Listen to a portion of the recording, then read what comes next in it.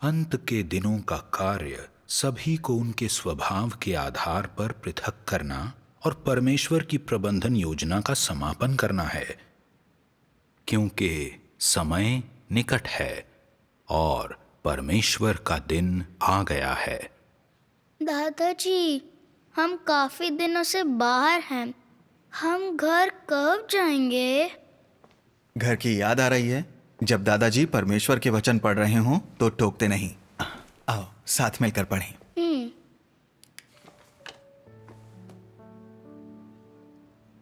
परमेश्वर उन सभी को जो उसके राज्य में प्रवेश करते हैं, वो सभी जो बिल्कुल अंत तक उसके वफादार रहे हैं, स्वयं परमेश्वर के युग में ले जाता है। फिर भी स्वयं परमेश्वर के युग के आगमन से पूर्व परमेश्वर का कार्य मनुष्य के कर्मों को देखना या मनुष्य के जीवन की जांच पड़ताल करना नहीं, बल्कि उसकी अवज्ञा का न्याय करना है, क्योंकि परमेश्वर उन सभी को शुद्ध करेगा जो उसके सिंहासन के सामने आते हैं। वे सभी जिन्होंने आज के दिन तक परमेश्वर के पद चिन्हों का अनुसरण किया है, वे लोग हैं जो परमेश्वर के सिंहासन के सामने आते हैं। और ऐसा होने से हर वह व्यक्ति जो परमेश्वर के कार्य को उसके अंतिम चरण में स्वीकार करता है, परमेश्वर द्वारा शुद्ध किए जाने लायक है। आमीन।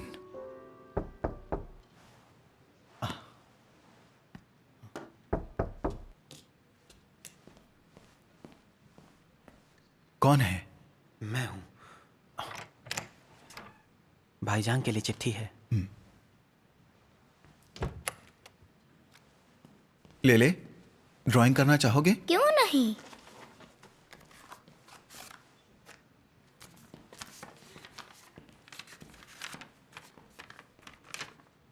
भाईजान, आप लोगों के चाहते ही पुलिस आई थी। तोड़ दो दरवाजा। वो कुल्हाड़ी से आपके घर का दरवाजा तोड़कर हर कीमती चीज लूट कर ले गए। उन्होंने आपके अनाज की बोरियां भी तहस नहस कर दी। ऐसा लगा जैसे डकैती हुई हो। सर देखिए। चलो उसकी बेटी के कमरे में चलें। पुलिस वाले हर जगह आपकी तलाश कर रहे हैं। आपके घर और परिवार के लोगों पर निगरानी रखी जा रही है। आपकी गिरफ्तारी के लिए इनाम भी रखा गया है। चाहे कुछ भी हो जाए, वापस मत जाइएगा। ये क्या कर रहे हैं? हमारे डैड कहाँ हैं? मुझे नहीं पता। ले चलो इसे। मेरी माँ को छोड़ दो।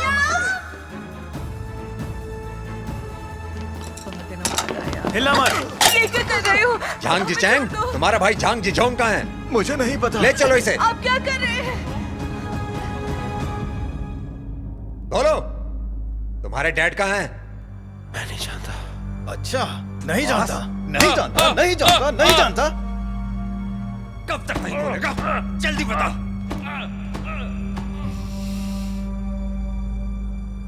जानवर कहीं के, राक्षस कहीं के। सीसीपी ईसाइयों पर अत्याचार तो करती है, हमारे गैर विश्वासी परिवार को भी नहीं छोड़ती, उन पर भी जुल्म करती है। नीच राक्षस कहीं के।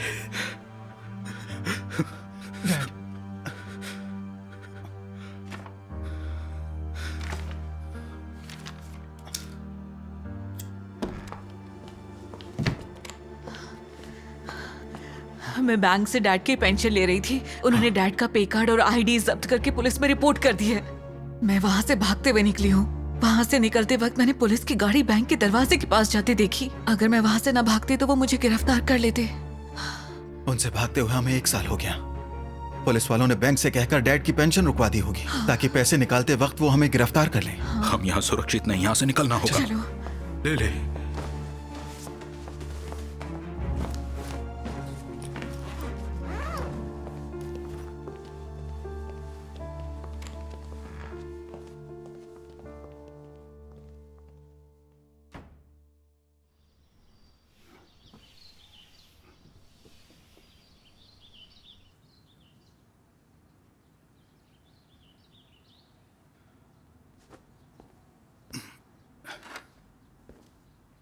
ले ले, क्या हुआ बेटा? दादाजी, मैं बाहर खेलने कब जा सकता हूँ? मैं 2 साल से स्कूल नहीं गया और मेरे साथ खेलने के लिए भी कोई नहीं है। ऐसा क्यों?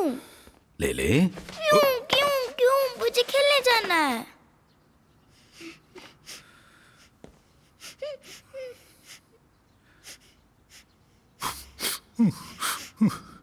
आंसू पोंछो, चुप हो जाओ, बिल्ली बोली म्याऊं म्याऊं। आओ दादाजी के पास।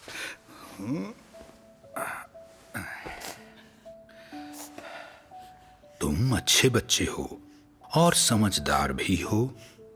तुम्हारी मुश्किल मैं जानता हूं। तुम्हें बुरा लग रहा है, पर रोना बंद करो।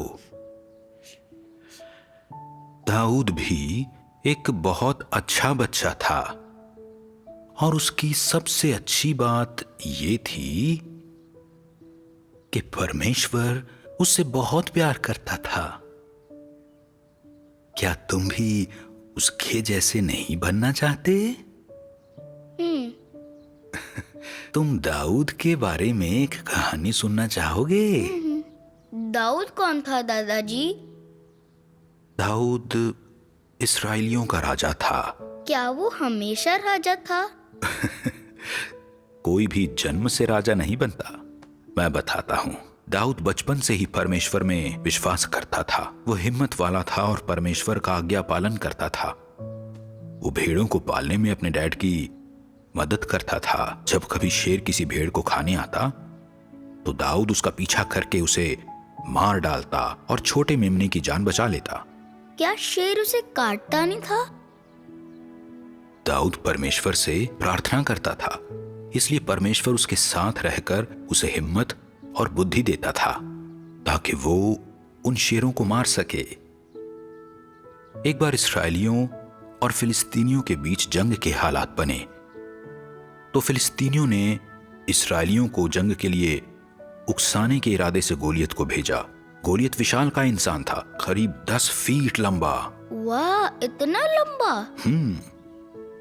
सभी इस्राएली उसे देखकर डर गए और वहां से भाग निकले। मगर जब दाऊद ने गोलियत को यहोवा परमेश्वर की निंदा करते हुए सुना तो वो बहुत गुस्सा हो गया और उससे लड़ने चला गया। गोलियत दाऊद को देखकर उसका मजाक उड़ाने लगा क्योंकि वो बच्चा था। दाऊद ने गोलियत से कहा, तुम अपनी तलवार और भाले से लड़ते हो, मगर मैं सेना के यहोवा के नाम से लड़ता हूं। आज उसने तुम्हारी मौत मेरे हाथों लिखी है। मैं तुम्हें मारकर तुम्हारा सिर धड़ से अलग कर दूंगा ताकि सबको पता चल जाए कि परमेश्वर इस्राएल में है। फिर दाऊद ने अपनी गुलेल से निशाना लगाकर गोलियत की ओर पत्थर मारा। वो पत्थर सीधा जाकर गोलियत के सिर पर लगा और वो बेहोश हो गया। फिर दाऊद ने जल्दी से गोलियत का सिर काट दिया। सभी फिलिस्तीनी डरकर भाग गए और इस्राएलियों की जीत हुई। दाऊद कितना बहादुर था! अच्छा, तो तुम्हें दाऊद इतना हिम्मत वाला और बहादुर क्यों लगता है? क्योंकि उसे परमेश्वर पर विश्वास था और परमेश्वर उसे हिम्मत देता था। बिल्कुल। तो क्या तुम भी परमेश्वर पर विश्वास करना चाहते हो? हाँ। बहुत अच्छे। परमेश्वर पर विश्वास करना सीखो, वो तुम्हें हिम्मत देगा। इससे तुम बहादुर बनोगे और तुम्हें किसी बात का बुरा नहीं लगेगा। दादाजी, मैं परमेश्वर के वचनों का ये भजन गाना चाहता हूँ। सच्ची आस्था रखने वालों को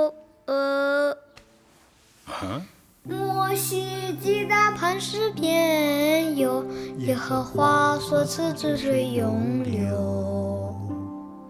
那是因为他的心，因为他的心。大卫能鼓手弹琴，赞美耶和华。而且心中充满欢喜，那是因为他的心。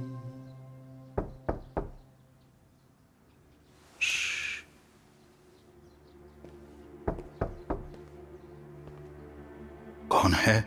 मैं हूं। भाई फेंग, एक परेशानी है। कल जो भाई यहाँ आए थे, पुलिस उनका पीछा कर रही है। अब आप यहाँ सुरक्षित नहीं हैं। आपको यहाँ से जल्द निकलना होगा। ले ले अपना बैग उठाओ, हमें जाना होगा। यही भाग्य है। परमेश्वर संपूर्ण मानव जाति के भाग्य का नियंता है। हेलो हेलो, नागरिकों सुनो सुनो, राष्ट्रीय जनगणना शुरू हो गई है। हर गांव को अपने निवासियों की गणना और उनके ठिकानों की जानकारी देना जरूरी है। हर एक घर और हर एक व्यक्ति की गणना होनी चाहिए। आप सभी से विनती है कि सरकार के काम में सहयोग करें। अगर आपको कोई अपरिचित व्यक्ति मिले तो फौरन उसकी सूचना दें।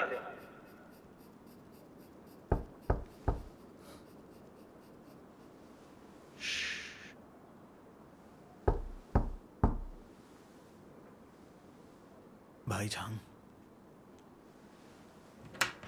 भाई वांग, भाईजान, भाई वांग, आइए बैठिए। आपने मुझे यहाँ कैसे ढूंढा? भाई चेंग ने मुझे बताया। मेरे एक रिश्तेदार ने मुझे बताया कि केंद्रीय समिति विश्वासियों को ढूंढने के लिए जनगणना का इस्तेमाल कर रही है। किराए के घर में रहना खतरे से खाली नहीं है। मेरे साथ मेरे घर चलिए, आप वहां ज्यादा सुरक्षित रहेंगे।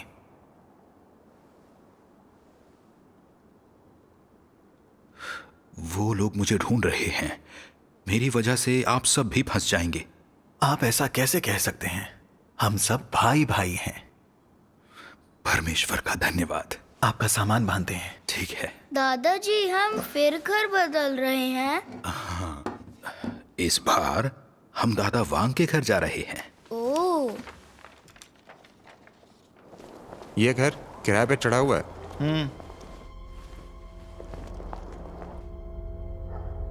दरवाजा खोलो, जनगणना करनी है। दरवाजा खोलो, हमें जनगणना करनी है। यहाँ कौन रहता है? हाँ? एक बुजुर्ग और उसका पोता रहता है। वो अंदर ही होंगे, ज्यादा बाहर नहीं जाते। दरवाजा खोलो, जनगणना करनी है। आपको रजिस्टर करना होगा।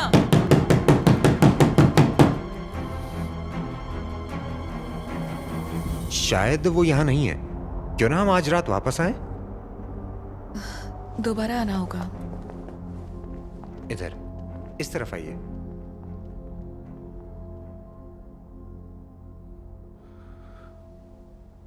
वो चले गए।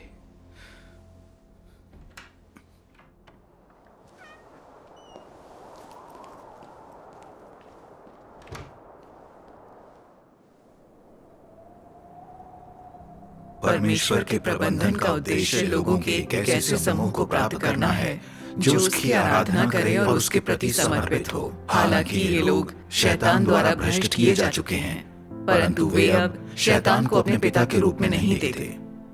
वे शैतान के घिनौने चेहरे को पहचानते हैं और उसे अस्वीकार करते हैं, और वे परमेश्वर के न्याय और ताड़ना को स्वीकार करने के लिए उसके सामने आते हैं। वे जान गए हैं कि क्या बुरा है और वह उससे कितना विषम है जो पवित्र है, और वे परमेश्वर की महानता और शैतान की दुष्टता को भी पहचान गए हैं। इस प्रकार के मनुष्य अब शैतान के लिए कार्य नहीं करेंगे, या शैतान की आराधना नहीं करेंगे, या शैतान को प्रतिष्ठापित नहीं करेंगे। इसका कारण यह है कि यह एक ऐसे लोगों का समूह है जो सचमुच परमेश्वर द्वारा प्राप्त कर लिए गए हैं। यही परमेश्वर द्वारा मानव जाति के प्रबंधन की महत्ता है। आमीन। परमेश्वर के वचन उसके लक्ष्यों और प्रबंधन कार्य के अर्थ को लेकर बिल्कुल स्पष्ट हैं। हाँ। मॉम, डैड, मैं आ गया। शाओफेंग, मैं आ गया। तुमने तो कहा था तुम्हें नए साल के दिन भी काम करना है। मैंने अपना इरादा बदल दिया है। डैड, ये मेहमान कौन है? ये मेरे दोस्त मिस्टर झांग हैं। नमस्ते। नमस्ते। नमस्ते। मैं परेशान नहीं करना चाहता। मॉम, हाँ क्या ये विश्वासी हैं? हाँ, क्यों, क्या हुआ? कम्युनिस्ट पार्टी हर जगह घर घर जाकर विश्वासियों को गिरफ्तार कर रही है। ये पागलपन है। क्या आप यहाँ के हालात के बारे में नहीं जानते? मैं जरा देख कर आता हूँ। कोई बात नहीं, वो मेरी बात मानेगा। उन्होंने अब तक कितने लोगों फिर को भी मुझे गिरफ्तार छुप किया जाना है? चाहिए। हर घर को नोटिस भेजा गया है। आप इतनी दूसरे कमरे में लापरवाह चले कैसे हो जाइए। सकती हैं? ठीक है। अगर किसी को पता चला तो वो विश्वासियों को पनाह देने के लिए आपकी शिकायत कर देंगे। आपको गिरफ्तार कर लिया जाएगा और मेरी सरकारी नौकरी भी चली जाएगी। शाओफैंग, उन्हें यहाँ से निकालो। इतनी ठंड में वो कहाँ जाएंगे? पता नहीं, ये मेरी परेशानी नहीं है। तुम ऐसा कैसे कह सकते हो? मॉम, आपको कोई अंदाजा नहीं है। वो मेरे भाई हैं, उन्हें हर जगह ढूंढा जा रहा है। उनका घर भी लूट लिया गया है। वो कुछ दिनों के लिए ही यहाँ रहेंगे। उन्हें घर से निकालना अच्छा नहीं होगा।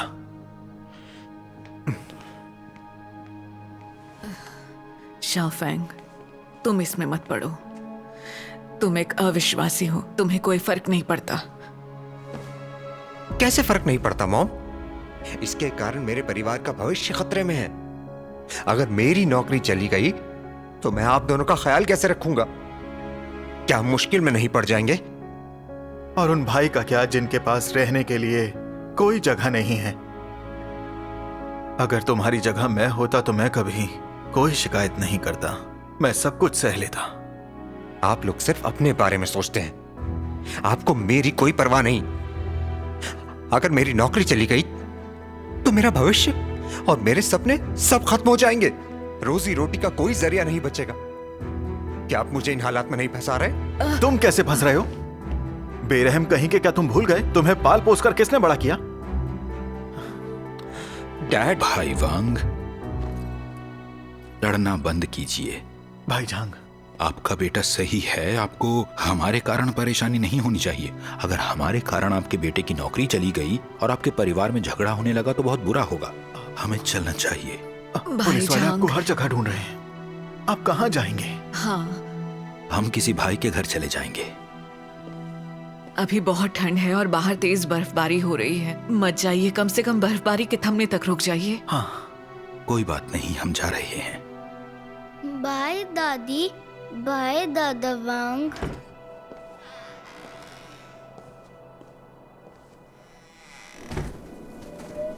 भाई झांग अचानक ही चले गए। क्या लेले इतनी ठंड सह लेगा? क्या उनके पास रहने की कोई जगह है? वो और करते भी क्या? अपने बेटे को तो देखो। उसके इतना कुछ कहने के बाद आखिर वो लोग यहाँ कैसे रुकते?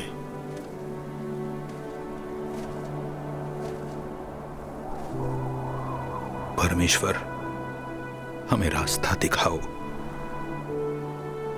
दादाजी, हम कहाँ जा रहे हैं? दादाजी, मुझे ठंड लग रही है। ठंड तो है बेटा, आज नया साल है ना। हम कहाँ जा सकते हैं?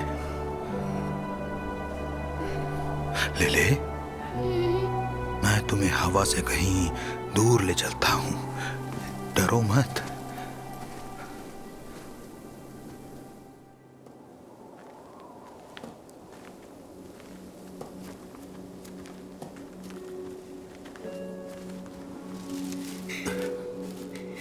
दादाजी, ठंड लग रही है।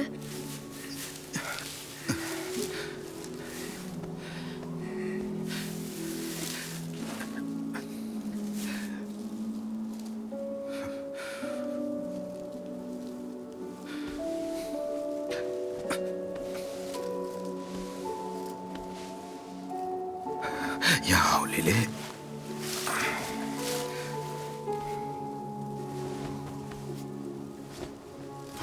दादाजी, दादा वांग और दादी जी का घर कितना अच्छा था।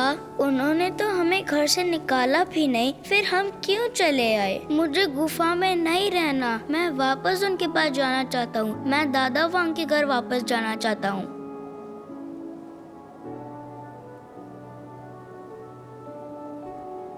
मैं जानता हूँ लेले, मेरे साथ रहना तुम्हारे लिए बहुत मुश्किल है। हम नए साल में भी सड़कों पर घूम रहे हैं। हमें अभी इस गुफा में ही रहना होगा। मैं तुम्हारी अच्छे से देखभाल नहीं कर पा रहा।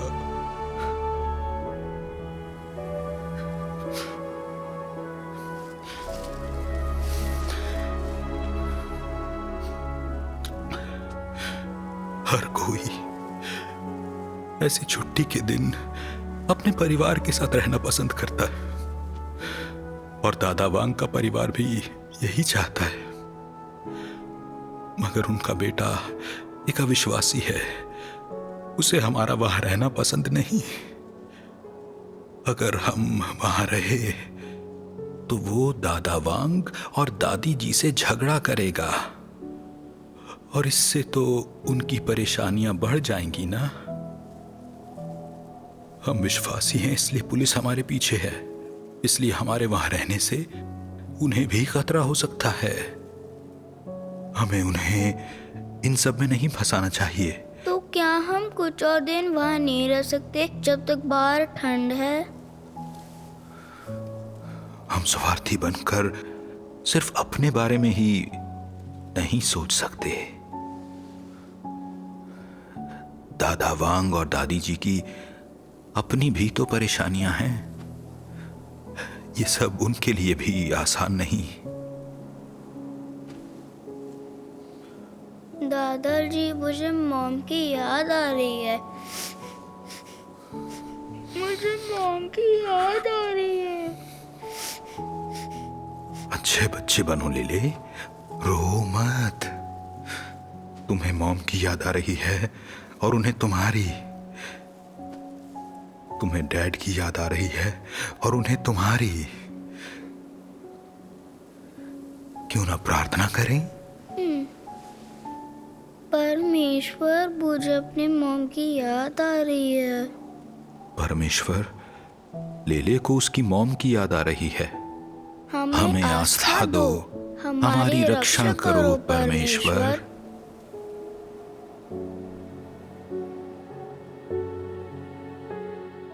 末世的工作，许我们极大的信心，许我们极大的爱心，稍不小心就会失脚。因为这部工作不同以往的任何一部工作，神成全的就是人的信心，既看不见又摸不着。神做的就是话语成为信心，话语成为爱心，话语成为生命。神做的就是话语成为信心，话语成为爱心，话语成为生命。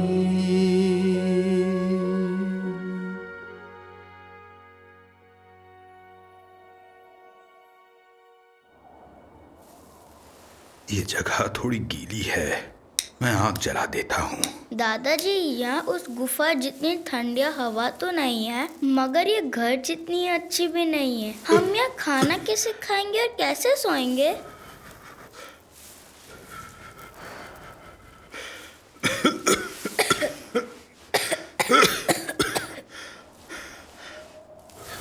दादाजी, मुझे जगह पसंद नहीं। हम यहाँ से कब निकलेंगे? मम्मा डैड हमसे कब मिलने आएंगे?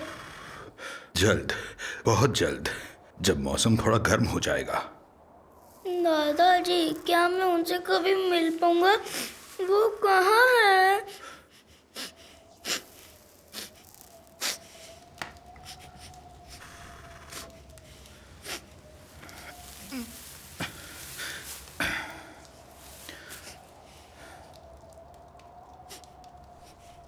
एक बार एक कलीसिया में एक लड़का और एक लड़की थे, भाई और बहन जो करीब तुम्हारी ही उम्र के थे। जब सुसमाचार साझा करने के कारण उनके मॉम और डैड को जेल भेज दिया गया तो वो बच्चे अकेले रह गए। उनके परिवार ने भी इन सब में फंस जाने के डर से उनकी मदद नहीं की।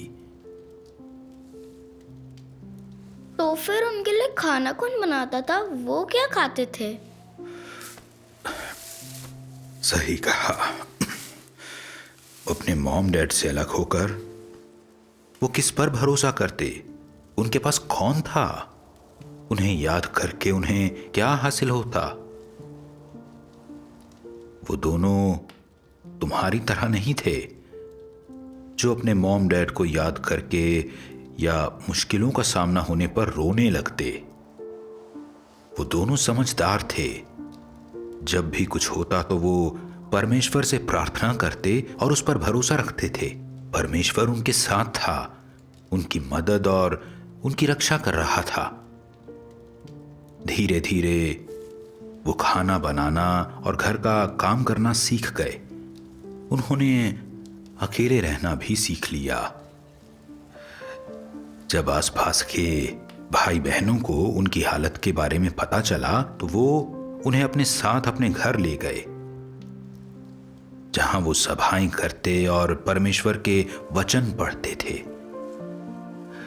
वो दोनों परमेश्वर के मार्गदर्शन के साथ धीरे धीरे बड़े हुए। वो अपनी उम्र के दूसरे बच्चों से ज्यादा हिम्मत वाले और बुद्धिमान भी बन गए। मगर लिले, तुम तो छोटी छोटी बातों पर रोने लगते हो। क्या एक नन्हे विश्वासी को ऐसा करना शोभा देता है? तुमने कहा तुम्हें अपने मॉम डैड की याद आती है, मगर क्या वो तुम्हारी ये हालत देखकर खुश होते? दादाजी सॉरी दादाजी, मैं रोना तो नहीं चाहता, मगर क्या? अगर मगर कुछ नहीं। ठीक है, तो फिर जब मुझे दोबारा रोना आएगा तो मैं उन भाइयों और दीदी की तरह परमेश्वर से प्रार्थना करके उस पर भरोसा रखूंगा। मैं बड़ा होकर हिम्मत वाला बनूंगा। ये हुई ना बात। तुम्हारे जैसे बच्चों से परमेश्वर को बहुत प्यार है। जब मैं बड़ा हो जाऊंगा तो आप मेरा ध्यान नहीं बल्कि मैं आपका ध्यान रखूंगा दादाजी, ताकि आपको कोई परेशानी ना हो। बहुत अच्छे, बहुत बढ़िया। तुम अच्छे बच्चे हो। परमेश्वर का धन्यवाद। दादाजी, क्या आप अब भी गुस्सा हैं? नहीं बेटा। सच में? हाँ, सच में। आज झूठ तो नहीं बोल रहे हैं ना? बिल्कुल नहीं।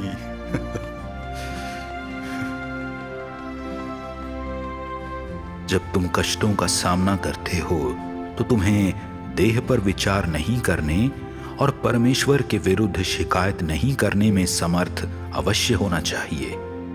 जब परमेश्वर अपने आप को तुमसे छिपाता है तो तुम्हें उसका अनुसरण करने के लिए अपने पिछले प्यार को लड़खड़ाने या मिटने न देते हुए उसे बनाए रखने के लिए तुम्हें विश्वास रखने में समर्थ अवश्य होना चाहिए।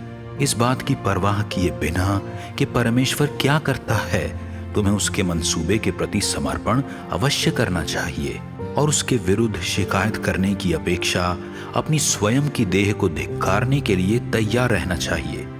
भले ही तुम्हें अपनी किसी प्यारी चीज से अलग होना पड़े या तुम बुरी तरह से रोने लगो, तुम्हें परीक्षणों के माध्यम से परमेश्वर को संतुष्ट करना चाहिए।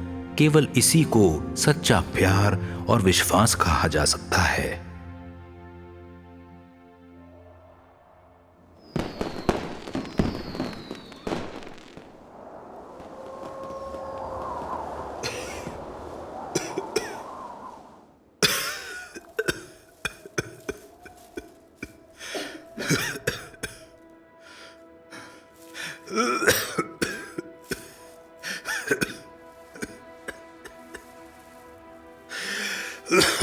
दादाजी, मुझे डर लग रहा है।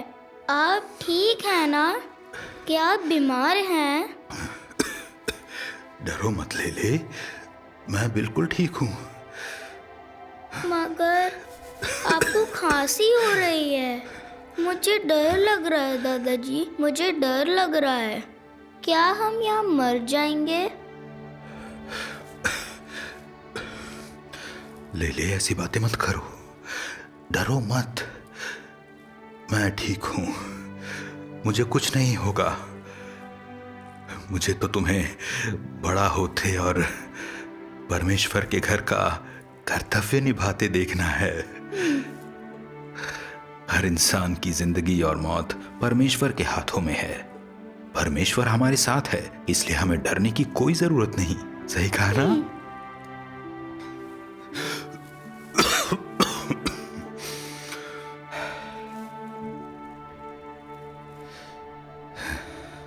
जब वेंचुआन का भूकंप आया था, तब एक भाई किसी काम से शहर जा रहे थे।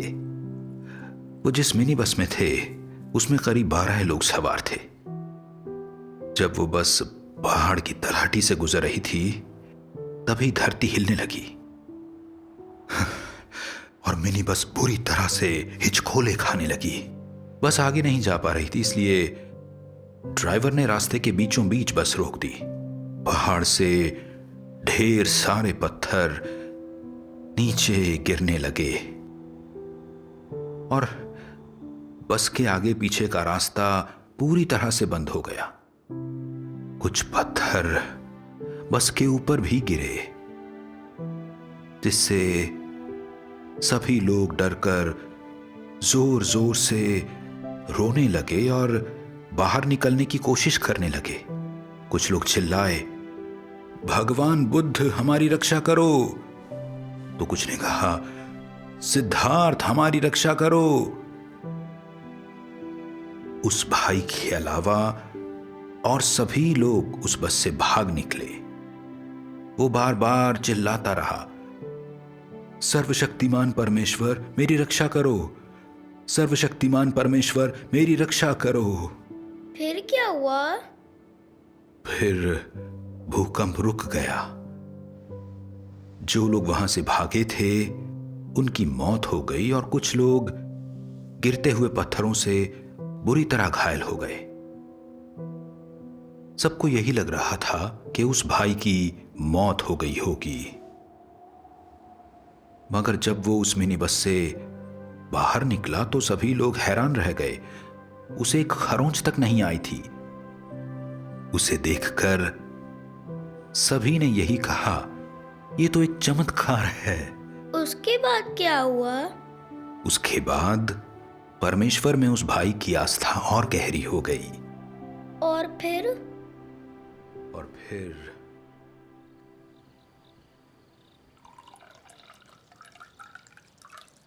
ये लीजिए। भाई झांग, कुछ दिन पहले एक बहन की चिट्ठी आई थी कि आपके डैड गुजर गए। मेरे डैड गुजर गए?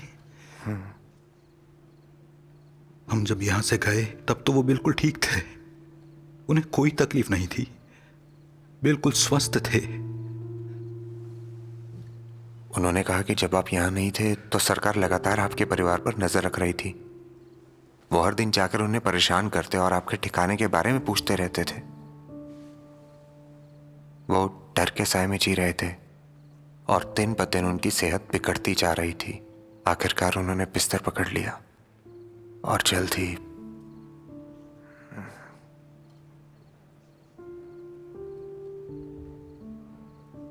उन्होंने इतने बूढ़े आदमी को भी चैन से नहीं रहने दिया। अत्याचार कर करके मार डाला।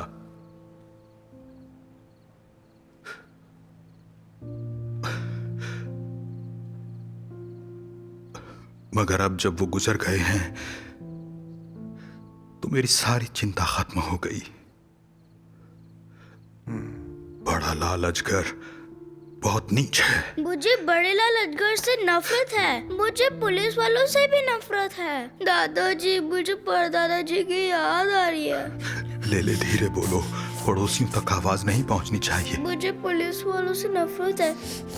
मुझे बड़े लाल अजगर से नफरत है। इधर आओ, मेरी गले लग जाओ। हम लोग तो ये सब संभाल सकते हैं, मगर बच्चों के लिए मुश्किल है। रो मत ले, उदास मत हो बेटा, रो मत।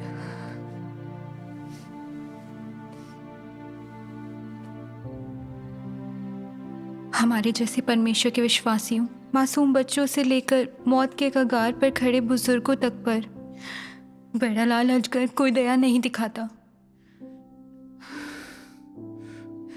न जाने मुश्किल दिन कब खत्म होंगे। कभी कभी मैं वाकई कमजोर महसूस करने लगती हूँ। बड़ा लाल अजगर कौन है? वो दुष्ट शैतान है। सही कहा।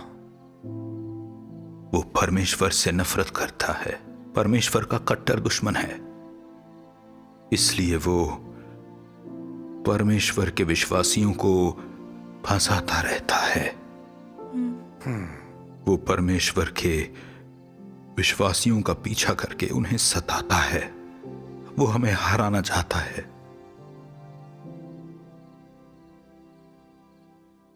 जबकि परमेश्वर हमारी आस्था और प्यार की परीक्षा लेने और हमें शुद्ध करने के लिए उसके ही जाल और उत्पीड़न का इस्तेमाल करता है। अगर हम सच्चे मन से प्रार्थना करके परमेश्वर पर भरोसा करेंगे, परमेश्वर की सत्ता में विश्वास करेंगे और गवाही देंगे, तो शैतान पर हमारी विजय निश्चित है। इससे हमारी आस्था को परमेश्वर की स्वीकृति मिलेगी।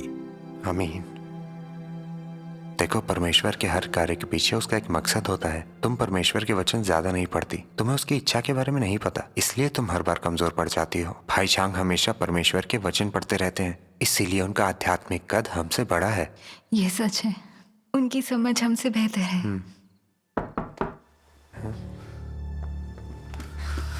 ले ले। कौन है? मैं हूं। भाई लियो, किसी ने विश्वासियों को पनाह देने के लिए आप लोगों की शिकायत कर दी है और पुलिस वाले गांव में आ रहे हैं। जल्दी करो, भाई झांग को तबेले में ले जाओ। भाईजान चलिए, जल्दी करो, जल्दी कीजिए।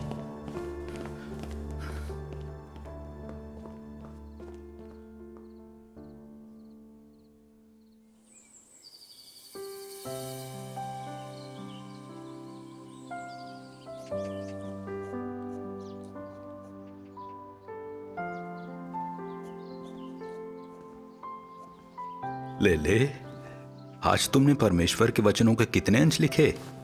दादाजी, ये देखिए, मैंने करीब करीब पूरा कर लिया। परमेश्वर मनुष्य के जीवन का स्रोत है। बहुत अच्छे।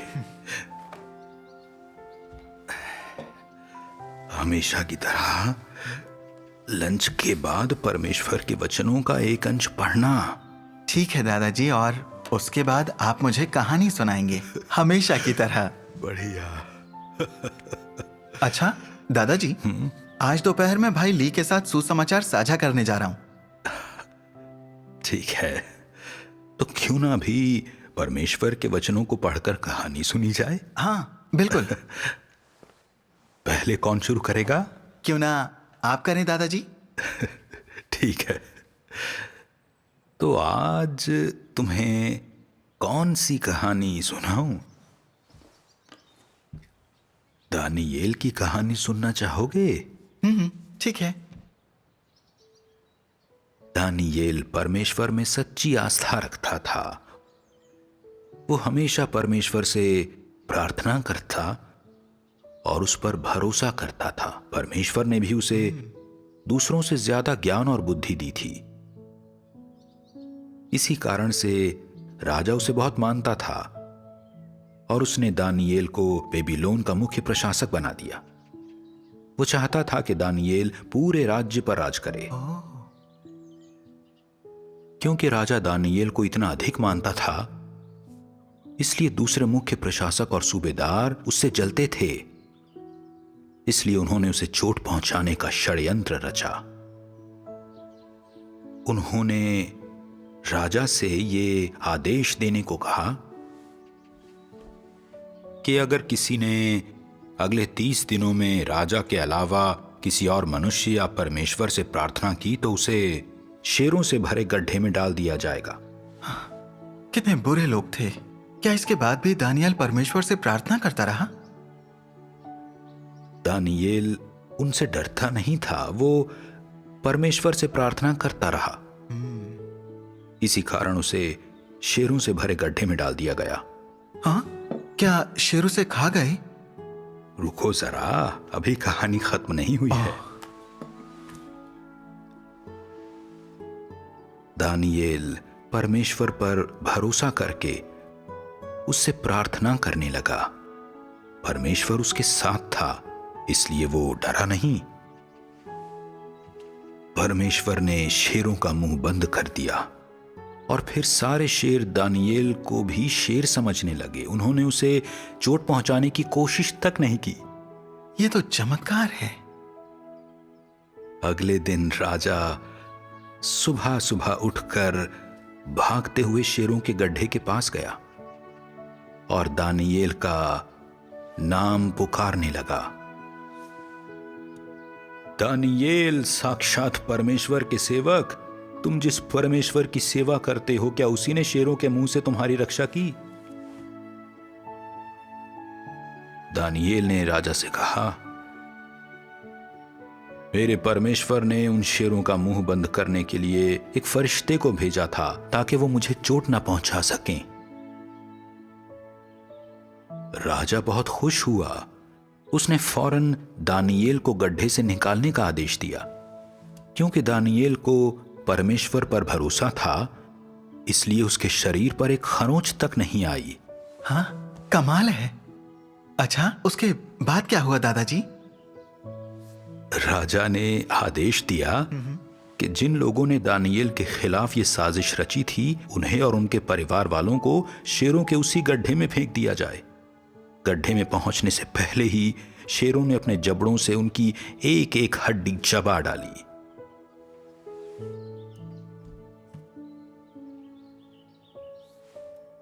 ले कहानी खत्म। चमत्कार हो गया। परमेश्वर वाकई सर्वशक्तिमान है। बिल्कुल है। अगर सच्चे मन से परमेश्वर पर भरोसा करके उससे प्रार्थना करोगे तो तुम परमेश्वर के चमत्कारी कर्मों और उसकी सर्वशक्तिमत्ता को देख सकोगे, बिल्कुल दानियेल की तरह।